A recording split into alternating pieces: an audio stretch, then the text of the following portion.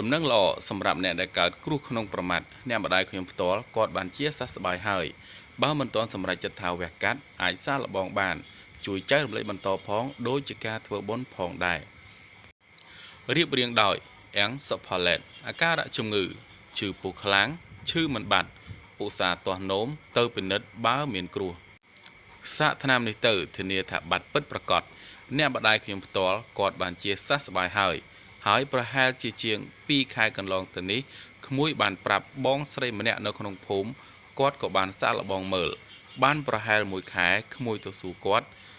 ថាឈប់ឈឺទៀតហើយគាត់បានប្រាប់ខ្ញុំថាថ្នាំនេះពិតជាពូកែមែនរបៀបប្រើយកដើមគ្រាប់ផ្ទុះពេលគ្រាប់វាទុំត្រទឹក ឬយកដាក់ក្នុងមាត់វានឹងផ្ទុះហាឲ្យស្ងួតដោយខ្យល់មិនឲ្យត្រូវនឹងកម្ដៅថ្ងៃទេហើយយកថ្នាំដែលហាស្ងួតមួយដៃធំដាំជាមួយទឹក1 លីត្រដាំឲ្យពុះរយៈពេល10 នាទីយកមកហូបធម្មតារាល់ពេលជំនួសទឹកធម្មតាថ្នាំនេះគ្មានក្លិនគ្មានរសជាតិអ្វីទាំងអស់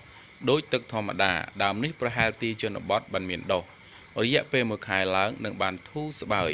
អរគុណក្មួយសុកនងដែលបានផ្ញើមកខ្ញុំដើម្បីចែករំលែកដល់បងប្អូនខ្មែរយើង